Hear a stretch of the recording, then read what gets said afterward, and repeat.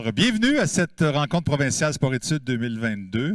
La conférence qui réunit fédérations sportives, écoles et différents intervenants du monde du sport en était à sa 3e édition. La rencontre provinciale Sport-Études, c'est important pour réunir les gens du milieu scolaire et sportif pour qu'on collabore mieux sur des enjeux divers.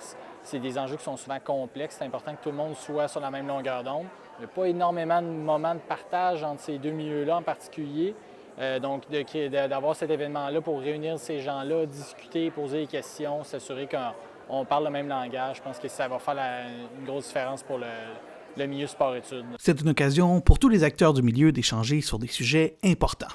On parle de bien-être et performance, les questions de santé mentale et sport et les questions aussi malheureusement, d'abus et de harcèlement qui arrivent un peu trop souvent.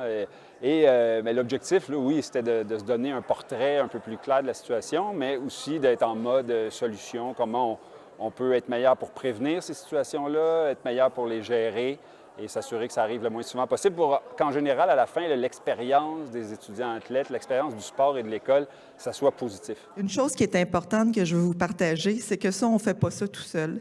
Pour la LHMQ, cette série de conférences était une opportunité d'apprendre, mais également de partager notre expérience. Je pense que c'est important de voir un peu ce qui se fait ailleurs, de pouvoir échanger, surtout depuis les 2 ans de la pandémie, on n'a pas eu beaucoup d'opportunités, donc on a parlé beaucoup de santé mentale, bien évidemment, avec tout ce qui s'est passé au cours des derniers mois, avec le scandale de Hockey Canada, on a parlé de violence à caractère sexuel, notion du consentement.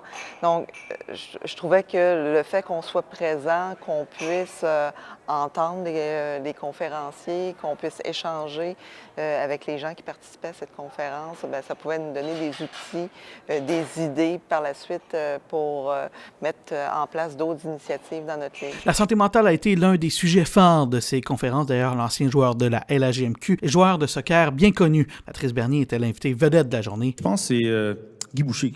J'ai écouté une conférence qui a dit « Ça prend 4 commentaires positifs pour contrer un commentaire négatif ». Quand tu es un athlète, tu as tendance à vouloir aller dans le monde où tu te sens invincible, que tu ne peux pas parler de faiblesse ou de choses qui te dérangent, parce qu'il faut que tu sois toujours conquérant, toujours vers l'avant, toujours à la quête de l'excellence. Et là, c'est de dire, c'est acceptable de dire ça va pas bien, que tu vis des difficultés, et puis que tu veux les surmonter, puis d'être un peu plus ouvert. Les athlètes, en majorité, ont tendance à être fermés parce que, comme je le répète, tu veux toujours être celui qui est conquérant puis se dit ça ne m'affecte pas, il faut que je passe par-dessus. Des fois, je le mets dans une petite boîte. Mais la mettre dans une petite boîte, c'est pas juste maintenant que ça ne t'affectera peut-être pas, c'est peut-être plus tard aussi, même quand tu es plus un athlète actif aussi. Donc, je crois que c'est très important. Comme j'ai dit, là, maintenant, on en parle, c'est un peu plus ouvert, c'est normal. Et puis là, en plus, les ressources sont là.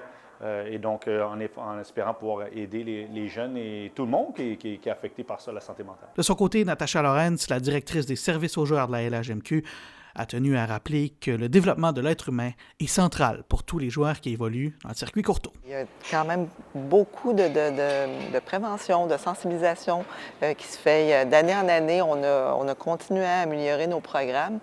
Il y a des gens qui travaillent au sein des équipes qui sont là justement pour accompagner le joueur. Donc, c'est important de le mettre en valeur pour faire réaliser aux gens qu'on place le bien-être des joueurs au cœur de nos priorités et non pas juste le développement du joueur. Merci à ceux qui s'en vont. Merci et on se retrouve demain matin.